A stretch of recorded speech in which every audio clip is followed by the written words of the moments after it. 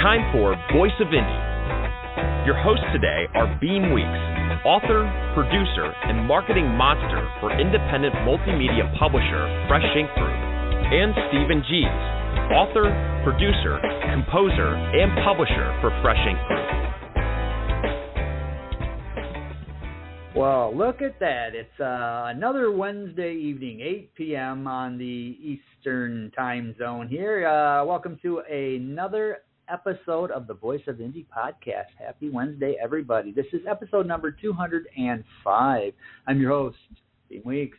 With me is my serious co-host over there in the corner. How you doing tonight, Stephen? I'm doing pretty well. We're still coming off several weeks of hot, but we're getting by. How are you? I am doing all right. I kind of figured you were seriously melting down there, so tried to send some of this cooler 80-plus degree weather we got down there to cool you off. Yeah. So we've had a busy couple of weeks, and we also want to give a shout-out to Robert G. Williscroft. He's had some health challenges this past week, so we wish you the best, Robert. We're in your corner, and we're keeping an eye on you, so hang in there. Yeah, and speaking of Robert G. Williscroft, I am hard at work on his latest audio book, and we are getting closer and closer to the end. So within the next couple of weeks, we may have some big news on how you can get your copy of it. So keep your eyes and ears open for that one. Ooh. So we've got a new book that we just put out this week. It's by Michael Filippello. It's Miratambo Moonsong, an illustrated children's book, and it is out now. Case laminate hardcover. It's a big book, 8.5 by 11. We got a glossy softcover, and all of the digital ebook editions are out there as well in all your favorite retailers around the world. That's Miratambo Moonsong by Michael Filippello, who happens to be tonight's guest. So we'll learn more about this book shortly. All right. Yeah, and Pandemonium in Puzzle Town is out now. This is by B.A. Johnson. This is a children's book, and it is a book designed to teach kids about bullying and discrimination and things like that, and how they can get around that and not be part of that. And there's also a book trailer for that. All you have to do is go over to YouTube, type in Fresh Ink Group, find our channel, and you can even look in the book trailer playlist, and you'll find all of our book trailers. So get over there and take a look at that. Another new book from Fresh Ink Group. It's only been out for a few weeks now. Mr. President, I've Got Your Back, the First Ladies of South Carolina State University. And that's by Abigail H. Ugini, who's also the author of There Must Be Something in the Water, which we published a couple years ago, and by Mary L. Smalls, two former First Ladies of the university. So that's Mr. President, I've Got Your Back, the First Ladies of South Carolina State University. All editions are out there now at your favorite retailer. Yeah, listeners, hey, guess what? We would love to have you be part of tonight's show. If you have questions or comments for tonight's guest, or you just want to pop in and say hello, we're cool with that. And here's how you can get involved and do that kind of cool stuff. Call 516-453-9902 right now with your questions or comments for tonight's guest. Or post a note on Twitter with hashtag Fresh Ink Group in the body of the tweet, and we'll read it on air. That's 516-453-9902 or hashtag Fresh Ink Group on Twitter. Be there. All right. The Nurses, Book 1 of the Nurses of the Krieg, that's out now. This is by Anna Morgan, a British author. There's also going to be a trailer coming at any minute now. I'm working on it. I'm down to about the last 30 seconds for it, and I got to do some video transitions, and it'll be good to go. So eyes and ears, keep them open. The Nurses, Book 1 of the Nurses of the Krieg. It's a historical fiction set around the time of World War II, and if you're a historical fiction buff like I am, you're going to want to get a copy of this. Anna Morgan is the author.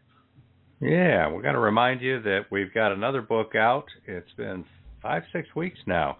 Jan Sykes' A Beggar's Bargain, which is book 1 of the Bargainers series, and that one is doing very well. I've got a feeling it might have cracked into the top 5 print bestsellers this week. We'll have to get to that list here in a minute and find out. We'll see. All right. Nell Cooper's first novel. Nell Cooper wrote a children's chapter book many years ago, published with Fresh Ink Group, called Princess Lil. And she's got a new novel that's geared more towards the adults. It's called Nowhere to Go But Tomorrow, and that is coming in the coming weeks. And if you want to know about these books that we've got coming out, what's coming down the line, what's out right now, all things Fresh Ink Group, all things Voice of Indie, we've got a newsletter. It's a real quick read. It's not. You're not going to sit there for 4 hours in the afternoon scrolling through trying to figure out what you want to read. It's a quick read, and it arrives every Wednesday morning before the crack of dawn. So here's how you can subscribe to it if you're not. Stay on top of these podcasts and all things Fresh Ink Group with our weekly digital newsletter, new releases, videos, stories, excerpts, interviews, and more. Sign up now on the homepage of freshinkgroup.com and be the one who knows what's what. What? All right, let's take a quick look here at the top 25 print bestsellers this past week from Fresh Ink Group. In the number 25 slot, we've got As We Remember, A History of the Women's Relief Corps of Beaufort, South Carolina by Dr. Najma Thomas. She's also at South Carolina State University. Number 24 slot, we've got The Nurses of the Krieg, Book 1, which Beem just talked about. It's only been out a few weeks now, and it's the hardcover edition. Wow. That's a lengthy novel, so it's not an inexpensive book, but the hardcover edition is out there doing quite well. Number 23, we've got Still Not Enough, Minority Millennials in the Workforce by Janelle A. Jordan, and that's been well over a year since we put that out, and it just keeps popping into this list. Pandemonium in Puzzletown by B.A. Johnson. That's a new illustrated chapter book from the author of the 2 Sassy books. Pandemonium in Puzzletown is about inclusion and fitting in and seeing if the pieces of a town can fit together in harmony. That's by B.A. Johnson, and that's our number 22 bestseller. Number 21, The Soul Whisperer's Decision by Gwen M. Plano. And that was one of 3 books that we put out just in the past 6 months or so by her, and that one's doing very well as well.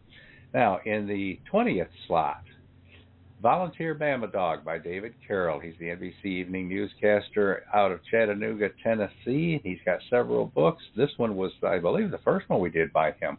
This is a look at basically people of the South, the way they talk, and the culture, and basically it's just having some tongue-in-cheek fun. A lot of cool stuff in this. Now, we get up to 19 here, and we're back to Pandemonium in Puzzletown again. The one that I mentioned a minute ago was the hardcover edition. This is the paperback edition. So both of those are up there doing very well right now.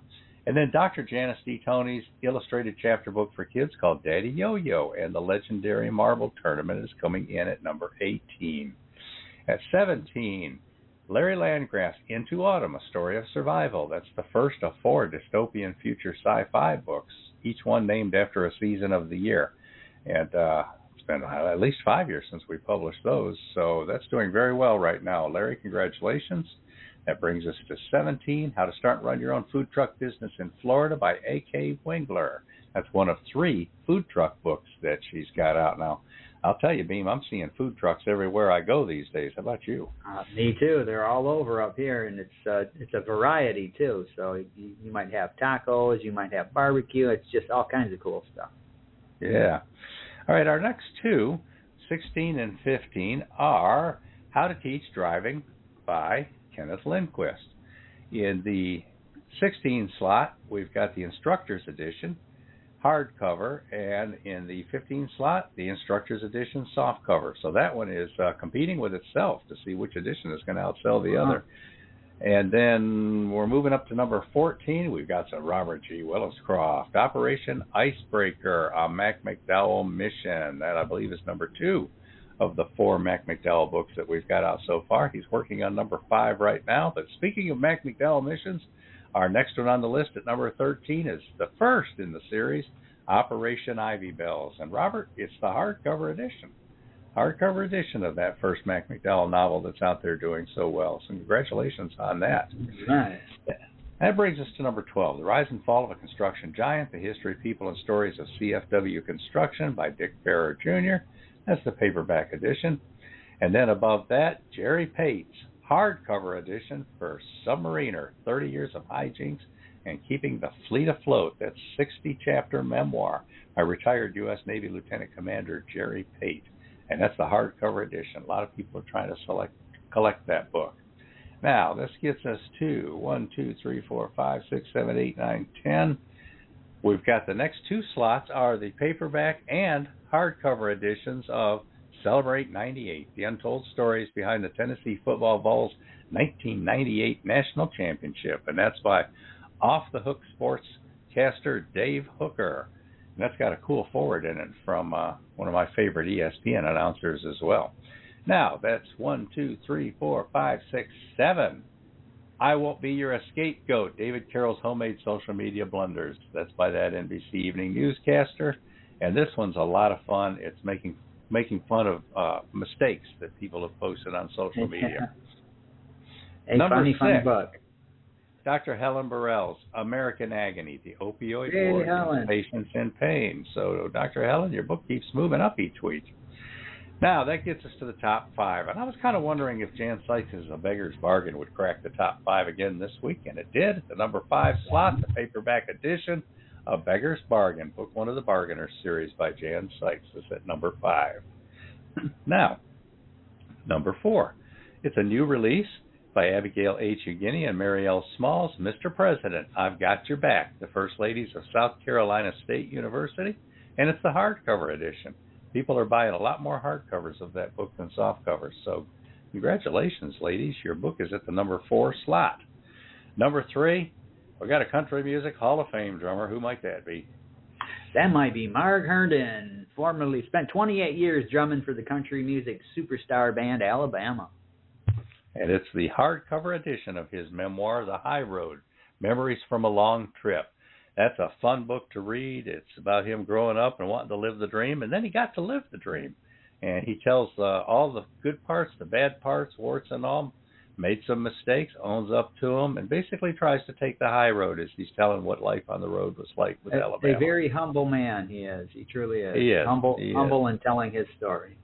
Yep. So, our top 2 slots. In the number 2 slot, the paperback edition of Submariner, 30 Years of Hijinks and Keeping the Fleet Afloat by retired U.S. Navy Lieutenant Commander Jerry Pate. And that means number 1. And I'm looking at the numbers here, a factor of about 2.5 times more than the number 2 bestseller we've got. There Must Be Something in the Water, anthology of the 4th generation descendants of Green Pond after the Emancipation. Beem, we put this book out, 2 years ago? Close to 2 years ago, I believe. And I'm looking at numbers now that blow away when we first put it out. So congratulations, Abigail H. Eugenie. Your book is out there doing really well. And I just want to remind people, one of my favorite pieces of advice I've been given for years is the best way to sell more copies of your number 1 book, put out number 2. Yeah. Have a reason to keep publicizing both books and have people discover one and then lead you to the other. So Abigail H. Eugenie just put out Mr. President, I've Got Your Back, the First Ladies of South Carolina State University with Mary L. Smalls. And here it is within weeks. Her first book, There Must Be Something in the Water, is our number 1 print bestseller at Fresh Ink Group this week. That's 6 weeks in a row. Wow, congratulations. That book there, that's what we call in the business, it has legs. It's got legs. It's moving.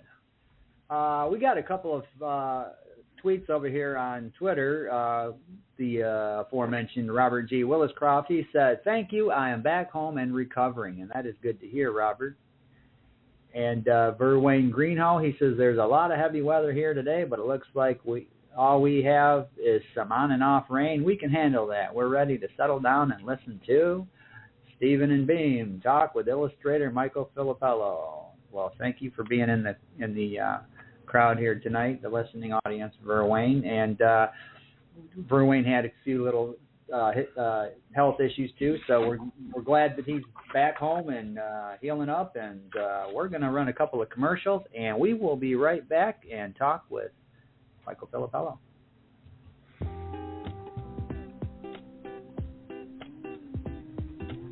Mr. President, I've got your back. South Carolina State College was established in 1896 by the state legislature to provide educational opportunities to African Americans.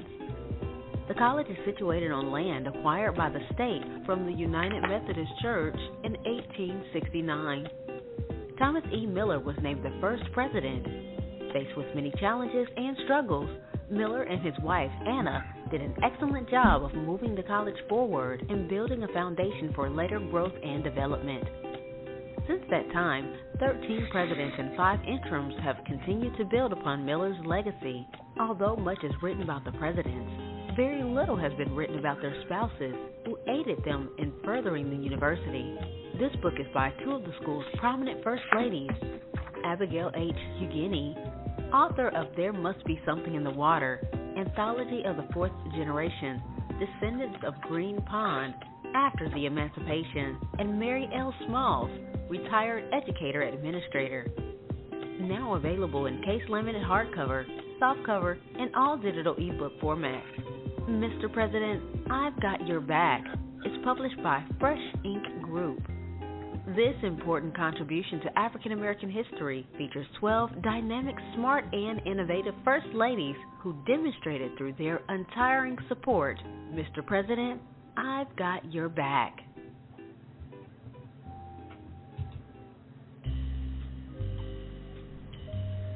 In 1933, Berlin and Munich, 15-year-olds Katerina and Maria, who have never met, share the same dream: to become nurses who care for all regardless of race, creed, or color. They achieve their dreams, but their determination to rise above prejudice brings them into conflict with the authorities and very close to danger of arrest. As a result, they both find themselves sent to the same hospital in France, more for their own safety, where they meet unexpectedly and become firm friends. They look so similar to each other that people often mistake them, which leads them to play tricks on the people they meet. The nurses find themselves on the Mediterranean Sea, bound for North Africa. Misfortune strikes when their ship, the Queen of the Sea, strikes a mine and begins to sink.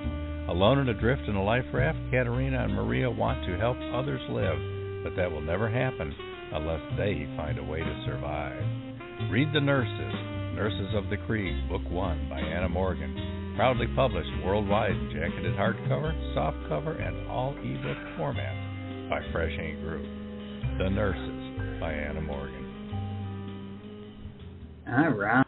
Yeah, get out there and grab your copies today. All right. So how about we bring in tonight's guest? I'm going to tell you a little bit about him. Michael Filippello grew up in the Finger Lakes region of western New York. His mother was a talented artist and quilter who always encouraged him to pursue his passions. Michael has been creating his own unique style of American folk art for many years. Though he has been published in many newspapers and magazines, his dream has always been to write and illustrate his own storybooks for kids. Michael lives in the southern United States with his wife of nearly 30 years, Tricia. They have 3 fur children, a poodle, and 2 calico cats. While Miratambo Moonsong is his first book, he continues to write and paint for future releases. Welcome to the show, Michael Filippello. Hey, Michael. Hey, how you doing? Thank you so much for having me. We are glad to have you here and kind of introduce you here to our listening audience and potential book buyers. So welcome. How about we talk a little bit about where you're from? We know where you're living right now. You're in the southern United States, the Tennessee area. You're originally from the Finger Lakes region. So what brought you? How long did you live in New York, and what brought you to where you are now? Well, I was born and raised in a little town called Lyons, about 3,000 people. And after I got married in 1995, my wife and I moved to Canandaigua, which is probably about 20, maybe 25 miles southwest of Lyons. It's in Ontario County, and it's a beautiful city. There's a lake, and it's probably one of the most beautiful places. If you've ever been there, it's one of the most beautiful places you'll ever see. They have the widest main street in America, and you can drive down by the lake and go out on the pier, and you can drive around the circle at the end, and you can see the smallest island in New York State called Squaw Island, which is right at the very end of the pier. Beautiful place. So, Fantastic. what kind of a kid were you growing up in Lyons? Were you into reading and writing and doing painting and art and stuff from an early age? Yeah. I always loved anything that was creative. I was always a kid that was happiest with crayons and pencil and paper and that type of thing, and I just always wanted to have that stuff near me, and I loved to color, and I remember when I was in about 5th or 6th grade, we had to write a little children's book. We had to come up with our own little character and write this little book that was totally original, and so I did that, and that idea just kind of stuck with me all those years. I really thought that was a cool idea, and I wanted to do that as I got older. So yeah, it's always something. As you're getting older, you're still focusing back on kids' art and kids' books. Is that something that has always interested you? You think you'll stick with that? You think you might do some things aimed at adults later? What are you thinking? I've got. It's funny because I kind of like horror stories, and I've kind of had some ideas through the years about some horror stories I'd like to write, but there is such stark contrast in writing kids books and then writing horror stories. A little bit. Kids books I like doing because I love the art. The artistic side of it is what I really love. I love when I sit down and do the paintings and like that. That's where I really get to explore my. It's like, okay, what does this look like? How do I want this to look? And so that's where I really find the excitement in that. That's the best part of it for me. You can maybe combine the two, horror and kids books, and come up with your own series, like The Diary of a Wimpy Slasher. Or Goosebumps. Oh yeah. Yeah. Yeah. No. Go ahead. Oh, I thought I did have an idea a few years ago about a train that I wrote down, and that was kind of a horror story. Not really so much a horror story, but it was kind of like a little on the dark side, but it had a thing to it where it could go either way. It could be a dark story, and kind of elaborate more on that, or it could go the other way and elaborate more on the surface, shall we say, for lack of a better term, because it was kind of an underground story that I was developing, and then I was like, well, if I go underground, it's kind of dark, because nobody knows what's really underground. And then I thought, well, if I make it more of a surface story, where people are more familiar with what's on top, you know what I mean? So it could go either way. But I've got that in a notebook somewhere. I've got to find that. But yeah, it's cool. Cool. All right. Yeah. Now you had mentioned getting your start in writing in school and all that. What sort of education do you have? Did you go to just high school? Did you go to college? And if you went to college, did you go for art and writing, or was there something else there? I graduated from high school many years ago. I won't say what year, but it was a long, long time ago. And then as far as college goes, I went to college on like 4 different occasions. I went to, not just college. I went to like a couple of computer schools. And then I went to an official college for about 3 years. I don't have a degree in anything, but I do have Microsoft certifications, but they're about 20 years old, and I never had the chance to use those in the workplace. But so that kind of dictated where my career was going to go. So my career has been mostly retail with a little salt and pepper of call centers and customer service things and different things. I've had a varying career in a few different things, but right now it's mostly retail, which is okay. Yeah. All right. So you want to roll a couple ads here and invite some calls. Come on, people. Let's have some calls for Michael Filippello. That's 516-453-9902. The stranger in Puzzletown has everyone talking. When he gets off the bus, his frumpy old suitcase simply says Kevin. He looks normal, but in a town where everybody has knobs, Kevin has no knobs. He's too different. Where can he live? Who would ever want to be his friend? Then a powerful force enters Puzzletown, and their world spins out of control. How will Kevin ever become a true citizen of Puzzletown when he just doesn't fit in? An illustrated chapter book for children. Puzzletown is by retired educator B.A. Johnson, author of Sassy Discovers the AME Church and Sassy Uncovers Peter Allen's Secret. Available in case-limited hardcover, softcover, and all ebook formats. Puzzletown teaches about inclusion in a fun and entertaining way. Published by Fresh Ink Group, Puzzletown has everybody talking. Now, from Fresh Ink Group and best-selling author Robert G. Williscroft, the Mac McDowell Mission Series. With a security clearance above top secret, Saturation Dive Team Officer in Charge Mac McDowell leads his team into critical Cold War counter-Soviet missions. Watch Mac prove what brave men can achieve under real pressure, the kind that will steal your air and crush the life out of you.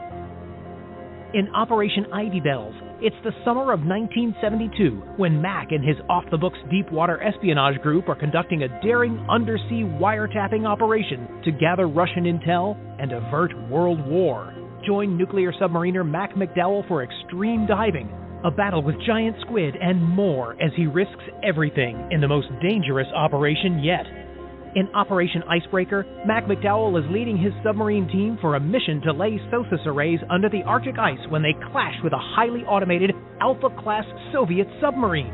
Overwhelmed by mechanical problems, the Soviet crew abandons their sub near Point Barrow, Alaska. The skipper launches DSR-V-1 Mystic so Mac and his crew can board the empty sub and gather intelligence. The arrival of an even more advanced Soviet sub leads to breathtaking underwater clashes, with the specter of war looming. Will Mac and his crew be sunk by the Soviets, or will they safely return to Alaska, where Mac's new love, Kate, anxiously waits? In Operation Arctic Sting, Mac McDowell and his team capture the abandoned Soviet sub. Piloting their prize through the ice pack to the U.S. East Coast, they must evade or confront other Soviet subs trying to recover the ship or sink it. Breathtaking deep-sea clashes erupt, including hand-to-hand combat with Soviet Morskoy Spetsnaz divers under the ice. Too far from Toothus to escape, the Americans are accosted by a 5-ton orca. Will Mac's ship survive long enough to reach friendly waters, or will the men become just another meal for a deadly whale? In Operation Whiteout, Mac McDowell's Toothus tangles with Argentine subs in the South Atlantic, then confronts a Chi-Com sub off Thurston Island. Escorting a Taiwanese sub, Toothus is attacked by a Chinese Han-class sub and a North Korean AIP sub. Will Mac complete his mission, or will he meet his watery grave on the Pacific's abyssal plain? The McDowell Mission Series by Robert G. Williscroft is available worldwide in jacketed hardcovers, paperbacks, ebooks from Kindle to Nook and Kobo and more, plus exclusive audiobook editions with music and sound effect. The Mac McDowell Mission Series is proudly published by Fresh Ink Group. Take a breath and dive in for thrilling submarine adventures in every Mac McDowell mission. Yeah. All right, and good news that Robert Williscroft is back home again, feeling well. Good news, Robert. We're glad to hear that. Yeah. Okay. You know, I see we got a phone call. You guys want to take a telephone call? Okay. Let's buy some aluminum siding. All right. Hello, caller. You are on the air. What's your name and where are you calling from? Hello. How are you? Hi. Wow. Who is this? Hi, this is B.A. Johnson. You talked me up. Oh, hey, B.A. Johnson. Hi, Barbara. We're good to have you. Good to hear your voice. Oh, it's good to be heard. So what's on your mind? hear, Barbara. Yes. I have a question for Michael, since he's a children's author as well. Congratulations on your book. It looks wonderful. Yeah. Thank you so much. Thank you. I really appreciate that. Thank you. Oh, you're welcome. I was a elementary school principal, so I did a lot of reading to kids and always had books around and everything. And I just love the color. And the cover of your book is so engaging with the colors, so vivid. I love it. Thank you. I do have a question. Sure. As a children's author, what's your writing process? How do you get started, and how do you get to the end of your story?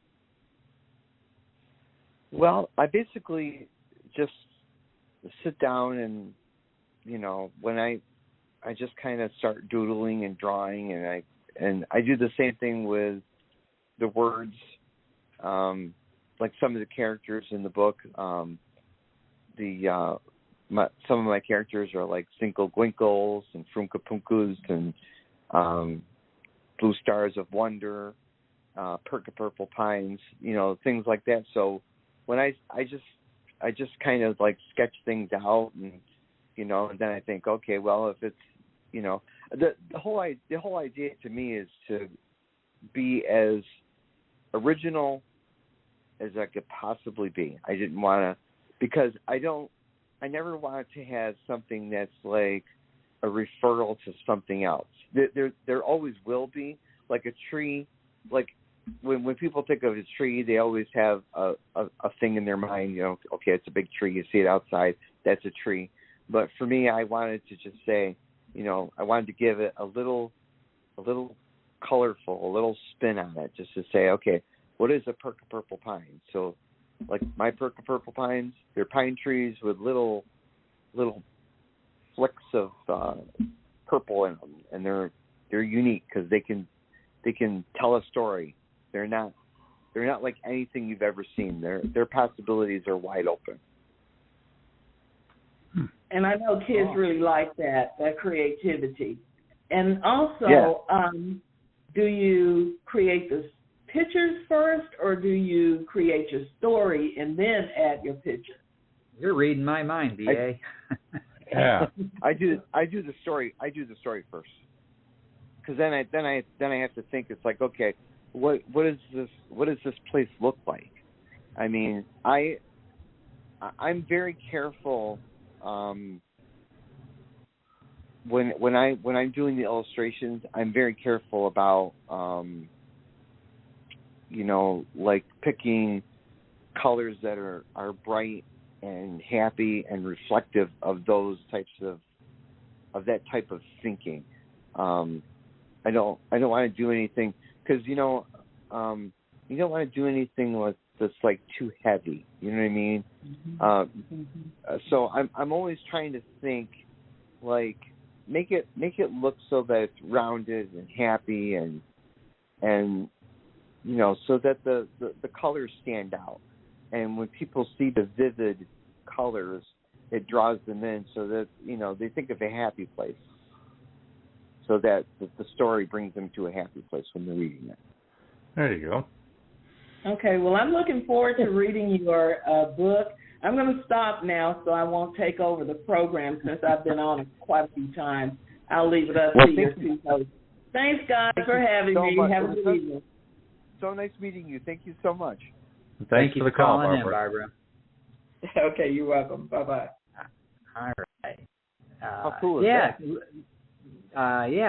Listeners, you can call in too. I know it's tomorrow's the 4th of July, so there's probably a lot of people that are on the road right now. But if you're not and you're near your phone and you're listening, give us a call if you got a comment or a question, or just want to pop in and say hi. We're open for that. Yeah. All right. Okay, Michael Filippello, illustrator and children's author.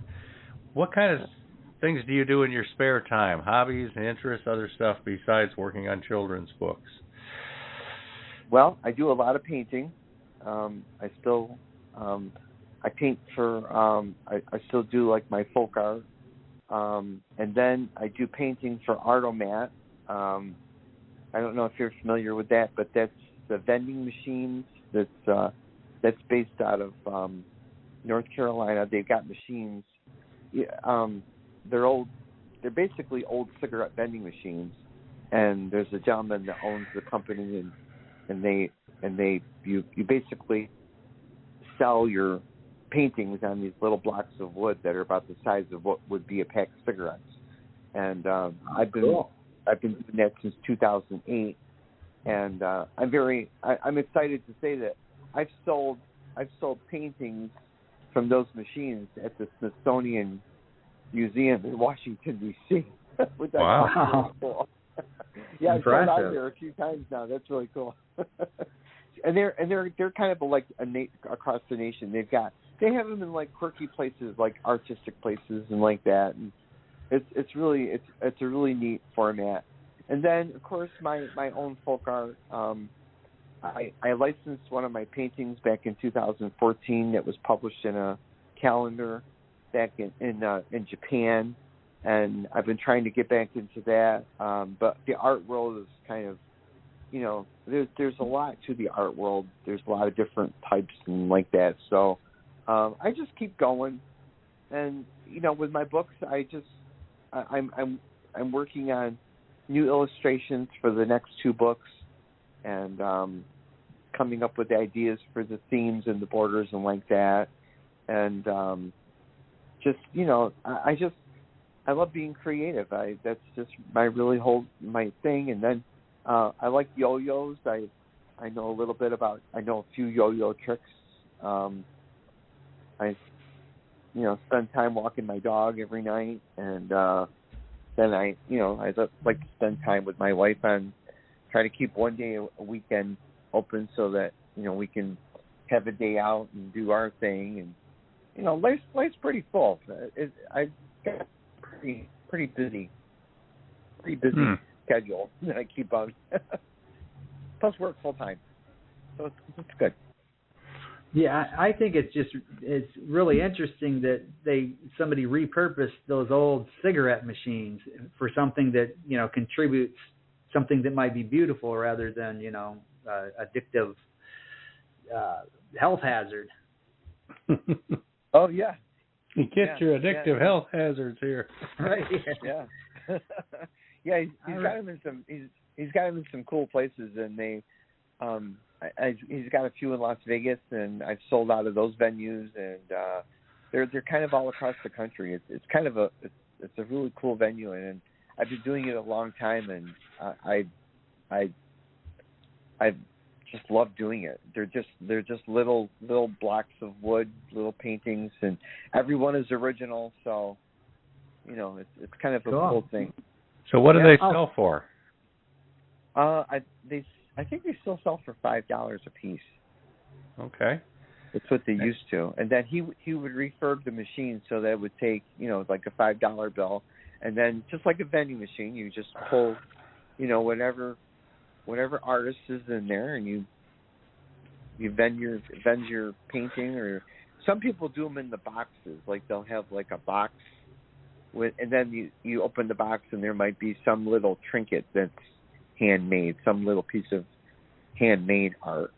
I do mine on the paintings because that's what I wanted to do them on. So that's what I've been doing them on. Cool. Very cool. Yeah, it's cool.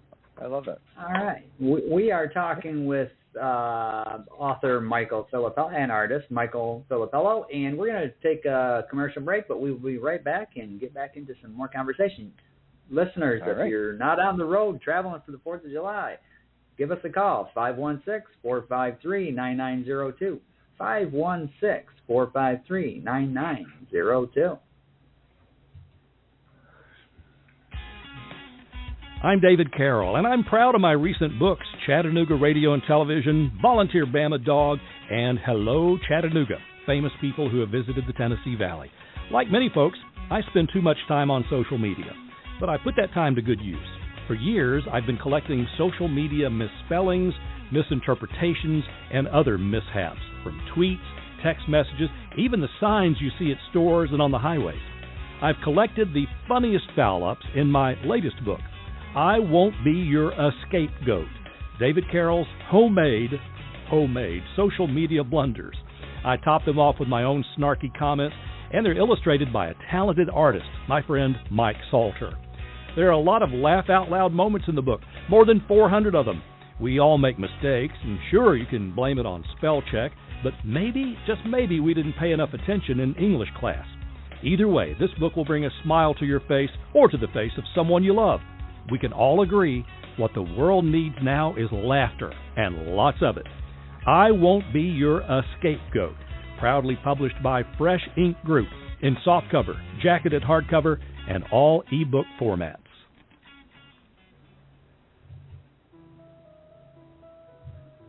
Princess Lil is a sad pony. Her little girl grew up and went away.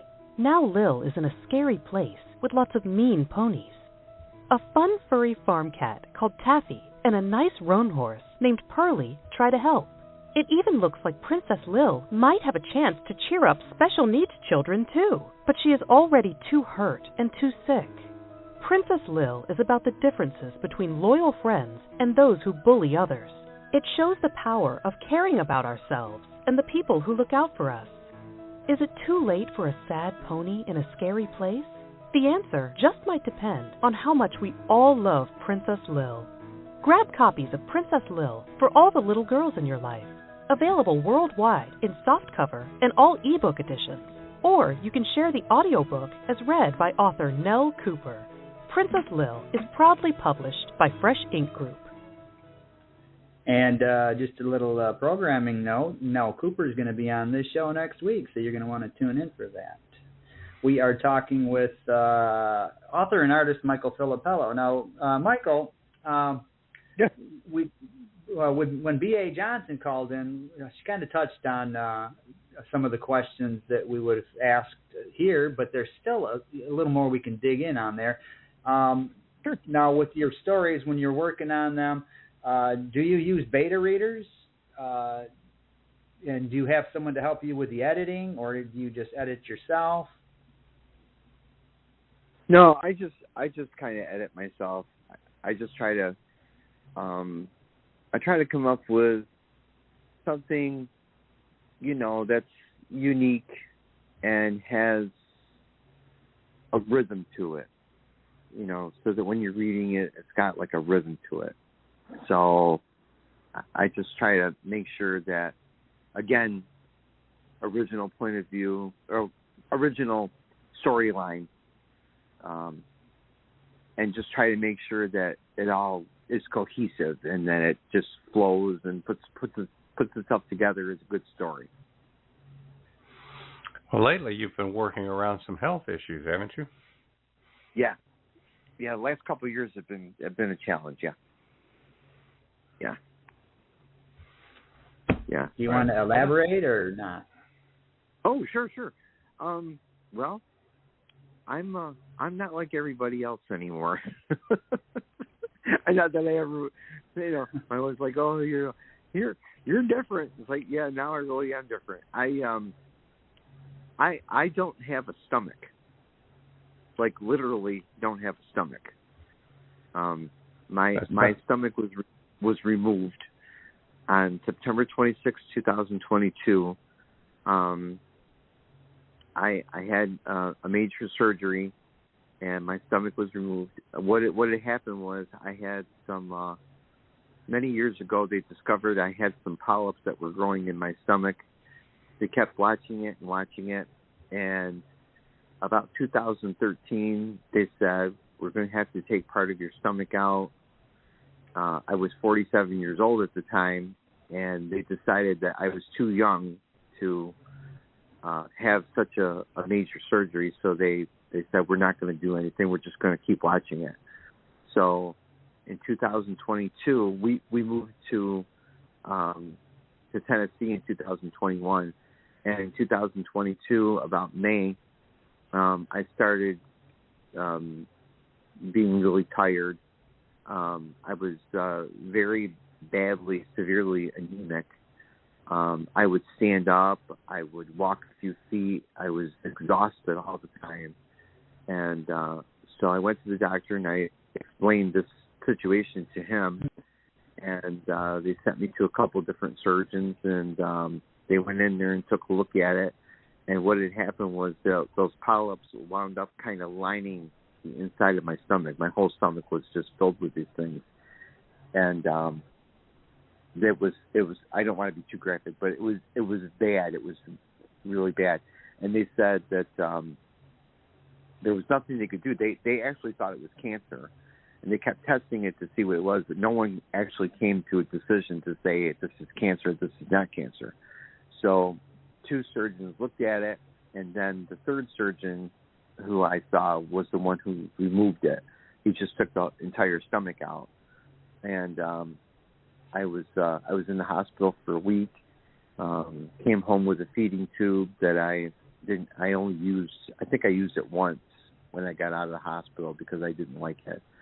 And so the last couple of years have been kind of interesting, and I've had 3 surgeries in 2 years.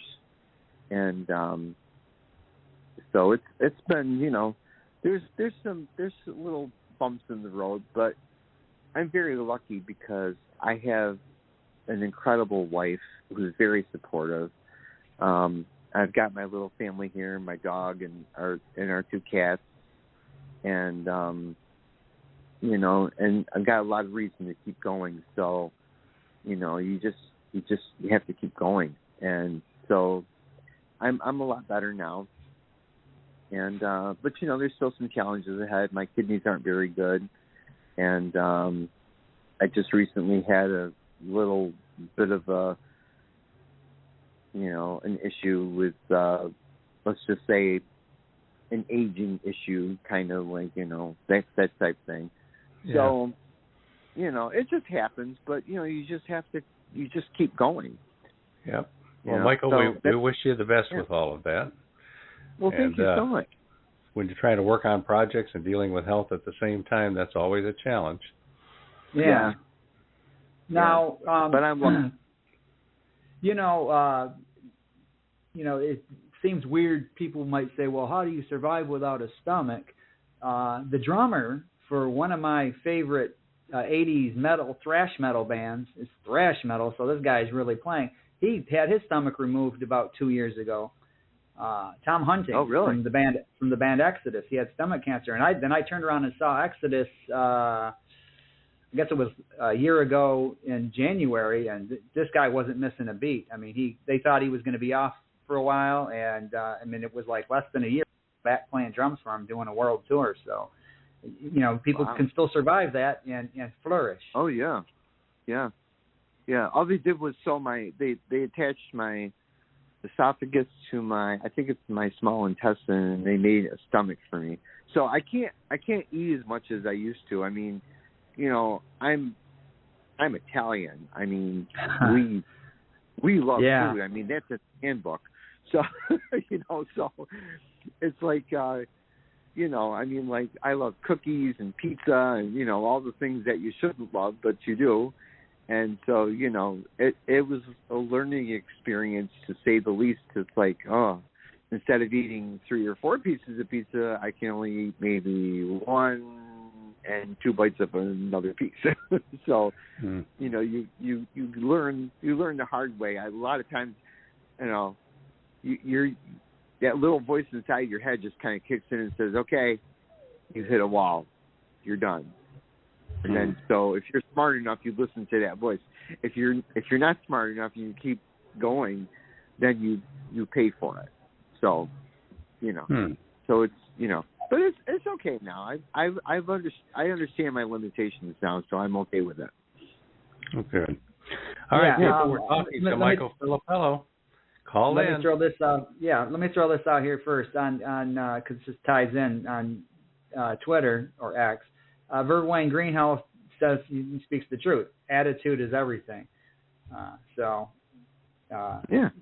You can't eat as much pizza, but you can still eat pizza.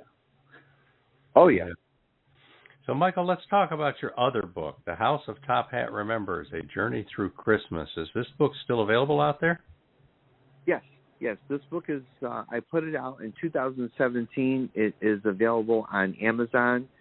It's available through KDP, and I believe it's available too as an ebook. I wanted that book out there. What's it about? It's a really cool. It's about one of the characters from the same as from Mira Tambo. One of the little Zinkle-Winkles. Basically, the plot of the story is that one of these little characters is on his way home on Twinkle Winkle, and he gets caught in a blizzard, and so the wind blows him to another sky, and he winds up on Earth on Christmas Eve.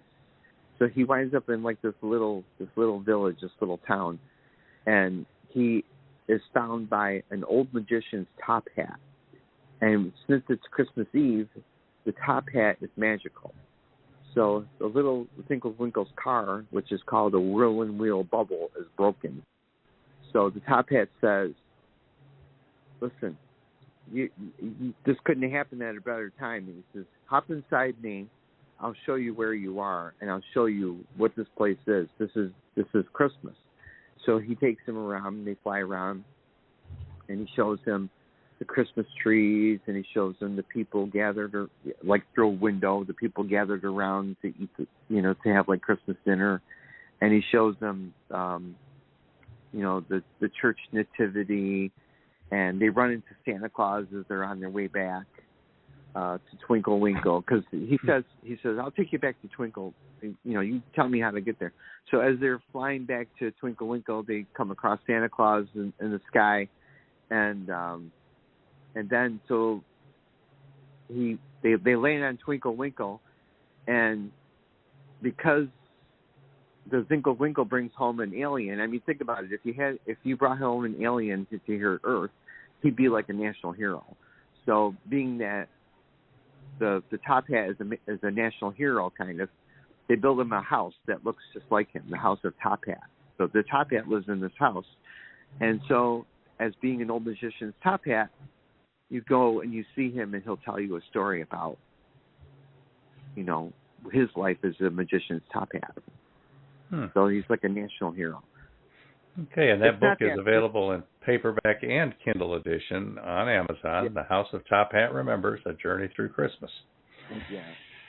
The story isn't as good as I am. Now your first book was actually Mira Tambo Moon Song. You published that in 2004 with a company called Publish America. Is that right? Yeah. But it is no longer available, no longer in print. So this new edition that's put out by Fresh Ink Group, this is all new illustrations, revised text, updated? Yep, the whole thing. And it's the best version yet. And I'm thrilled, absolutely thrilled to have this opportunity. And everybody at Fresh Ink Group has been just amazing. Right. I can't say enough about it. Oh, we are. We're just amazing over here. Yes, you are. Really are. Thanks, Michael. We're going to go ahead and play the trailer for this book now, and then hear a little bit more about it. Okay. All right.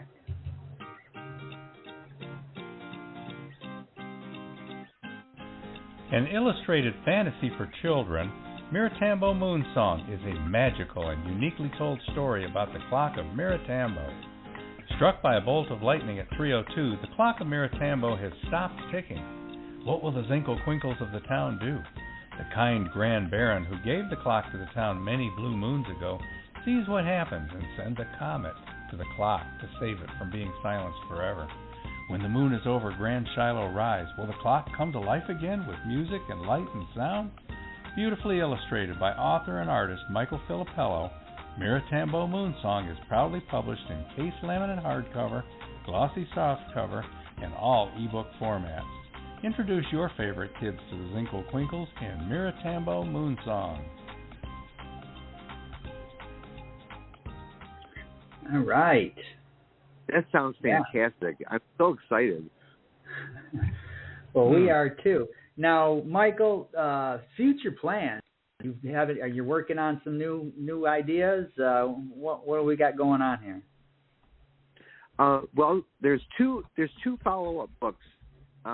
Mir Tambo Moon Song is the first book, and then there's the next book is in a place called Baron Tippany, which is like the second part of the story, and then the last story is called Sweet Dreams from Corn Popple Cozy, and that's the third part. That's like the final version, the final story from these three, and I'm just very excited. I mean, I'm working on those pieces right now and putting together some ideas, borders, and to put the story in, to put the illustrations in, and I'm very excited.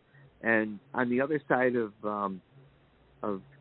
what I'm trying to do with Mir Tambo is I'm writing emails and making contacts and trying to get it out in front of a big national audience. I would love to get it on, maybe on Good Morning America or maybe, I don't know, another show, maybe Jimmy Fallon. Wouldn't that be cool? Well, wouldn't it? So you would settle for a national audience? You're not interested in international? I'm going for all of it. I'm looking for world domination here. Yeah, but in a good way. We go worldwide. We're worldwide. Oh, well, that's great. Since we're worldwide, and you're pushing Mir Tambo Moon, tell us about what's the story about? Mir Tambo Moon Song? Yeah. What's a Zinkle Quinkle? What are these things? What's going on here? Yeah, and what do they do? What's up with the clock and all this cool stuff? Okay. Zinkle Quinkle is one of the little residents of the town. They're aliens. They're little aliens. They're lovable little guys. It's mostly. I mean, I'd say that the story is kind of a narrative. Not a lot of dialogue, but you have to follow it along. It's like I say, it's told with kind of a rhythm. I created Twinkle Winkle because I wanted to have some place that no one's ever heard of, and there's no rules to it. I can make up whatever I want. I can make up a word. It's not referred to anything or anybody, except for like I say, the trees, Perka Purple Pines and whatever like that. But because my thing is that when I wanted to do this, when I had this dream, when this dream became the real thing to me, I wanted to be like Walt Disney, and I still do. I want to be like Walt Disney. I want to create things that are as original as they can possibly be, and as beloved. So I didn't want to take anything that was, something that people already know. I just wanted to create something that's unique and special. So in addition to, there's Mir Tambo Moon Song. In the characters, there's the Blue Stars of Wonder. There's the Perka Purple Pines. A Frunka Punka, which is another character, which is very similar to a Zinkle Glinkle. Grand Shiloh Rise is where the Baron, the kind Grand Baron lives. And then there's Baron Tippany, where there's the Grumpy Baron, and that leads into in a place called Baron Tippany. So that's kind of a lead-in. It's just, just to, take one story, lay the groundwork. That's a layer, and then the next story is another layer, and the next story is another layer. And then I've got, after these three books, I've got a really neat book that I really want to, the story is mostly done. It's called Dream Shipwrecks in Gallo. That's a really colorful, bright story about an intertwining tree, for lack of a better term, for an intertwining tree on an island. And I don't want to give too much of that away yet, because that's still kind of in development. But and then I've got another book that I wrote called A Polka-Dotted Pine Tree in Pipladunka. That's a little bit, that could be from Twinkle Winkle, because that's kind of like another place on Twinkle Winkle, but there's no Twinkle Winkle referendum in there. But it's about about a pine tree that the town wakes up one day, and the tree, Rising Star Evergreen, is covered in polka dots, and they're like, how did the tree get covered in polka dots? So that's a story in itself. And then I've got this really neat little story called Pop Micah Lolly, P-O-P, Pop Micah, M-I-C-A-H, Lolly, L-O-L-L-I-E. And that's a story about what happens inside a top. Do you remember the old spinning tops when you had when you were a kid? You used to pump it like that. That's what that is about. That's cool. Yeah, and that story, that's one I've got that written down, and I've got some sketches to that, but that's always playing in my head. I've got a few other stories too. I just think it's like, just create something that's cool and unusual and something that people are going to remember.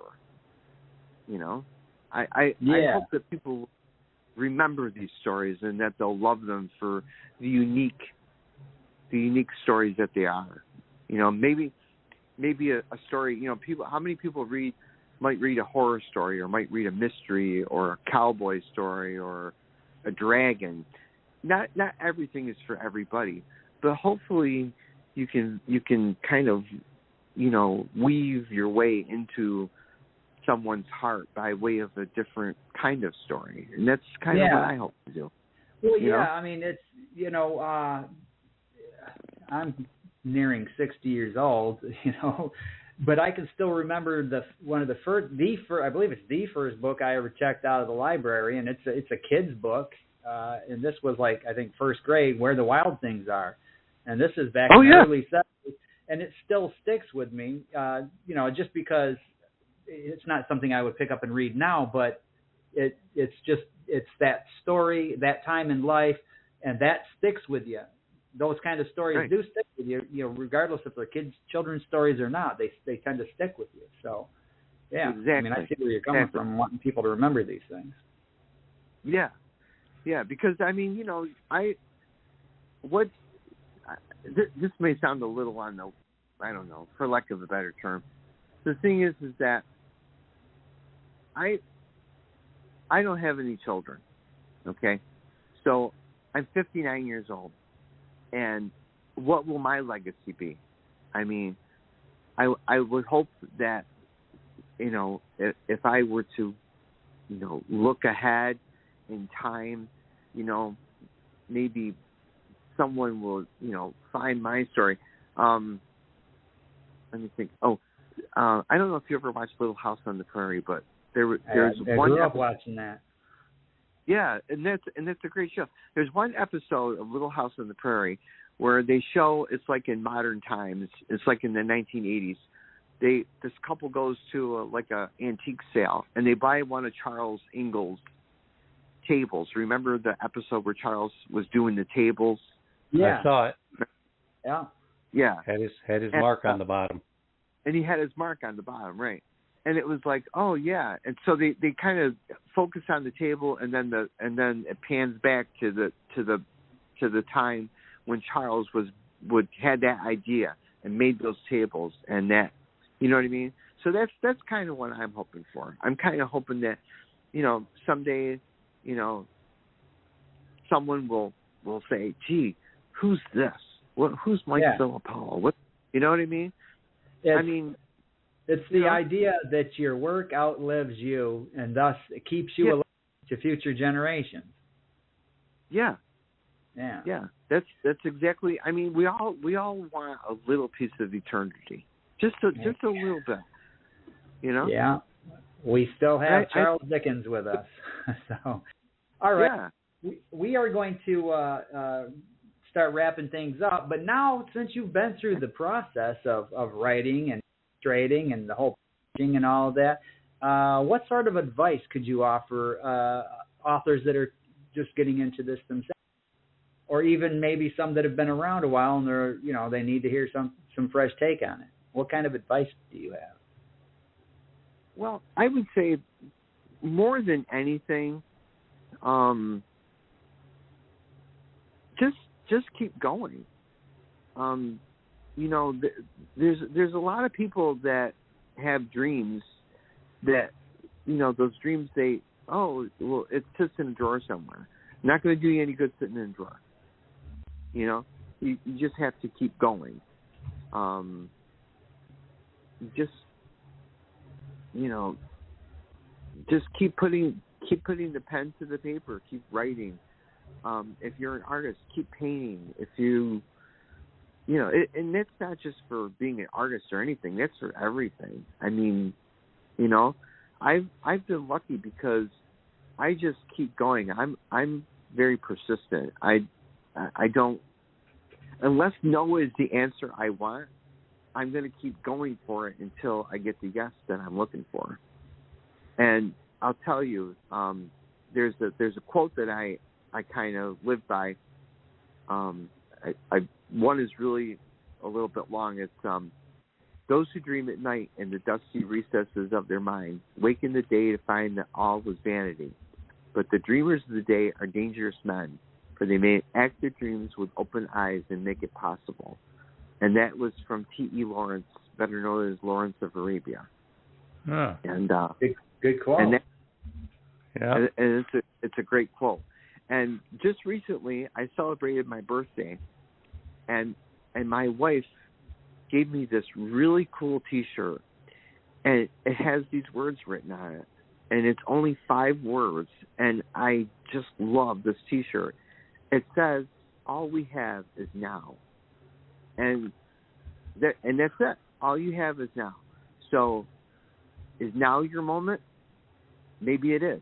Maybe it isn't. But keep going, because in that saying, you might find your now. I mean, you just never know. I'll tell you, I never thought I'd be 59 years old, living in the southern part of the United States, on this conversation in this moment, and loving every second of it, because you just never know. You just have to keep going.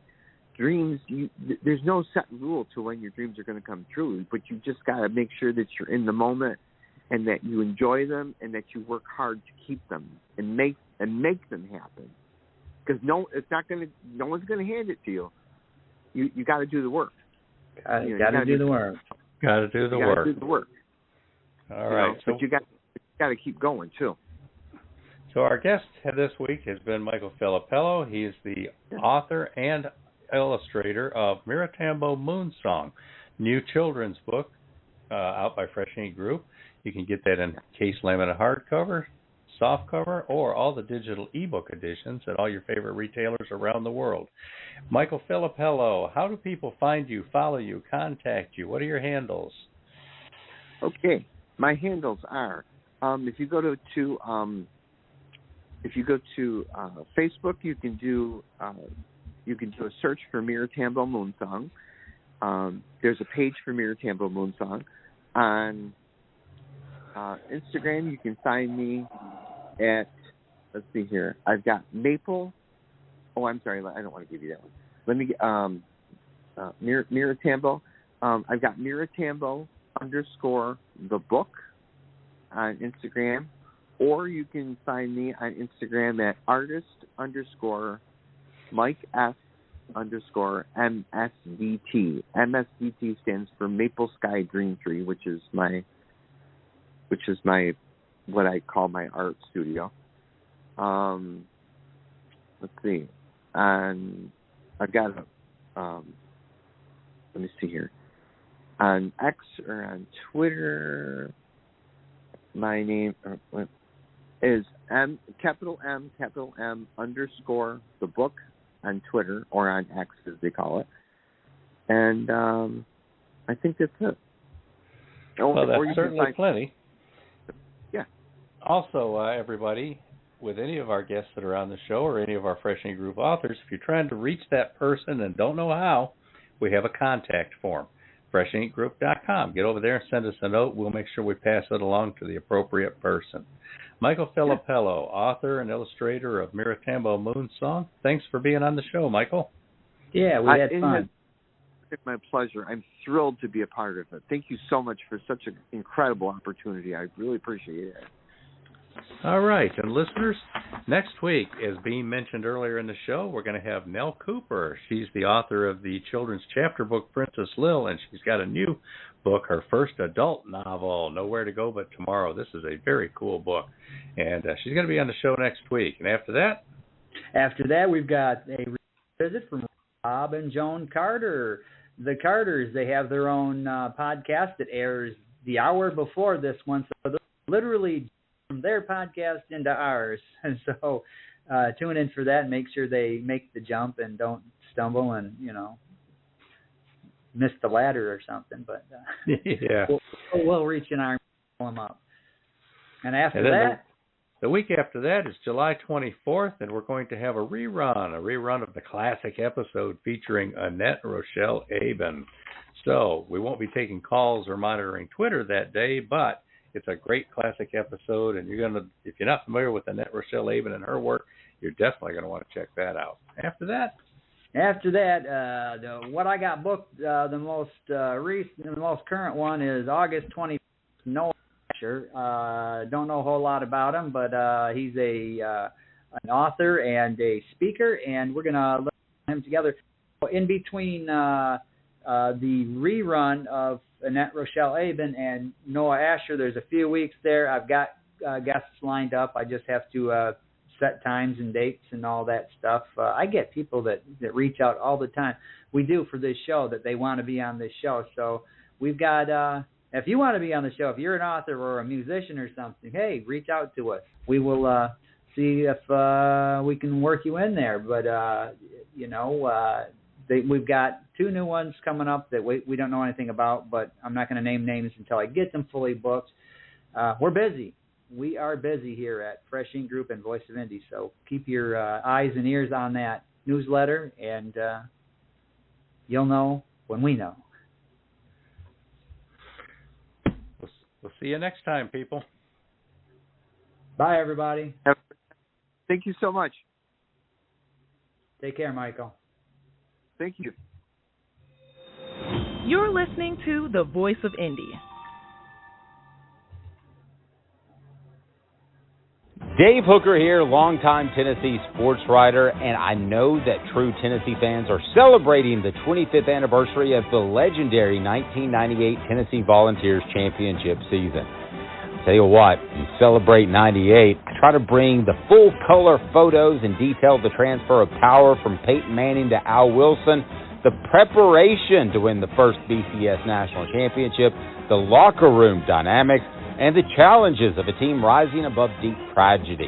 Key plays include interception, a fumble maybe against Arkansas, and a bit of trickeration. Also, there's that Florida game. I analyze the leadership, the strategies, and the players' commitment to each other, and share what we are still learning from this team even today. Discover what happened to those heroes of the gridiron and where they are now.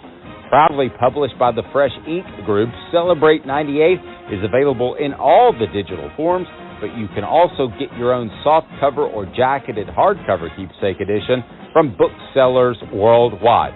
Want an autographed edition? Go to offthehooksports.com. That's offthehooksports.com, and I'll personalize it for you.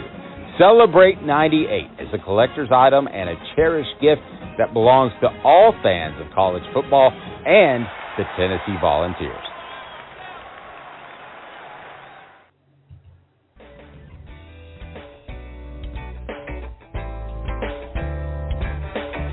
You've been a part of Voice of Indie, a production of Fresh Ink Group. Spread the word, support our guests, then find us at freshinkgroup.com and be sure to hashtag Fresh Ink Group.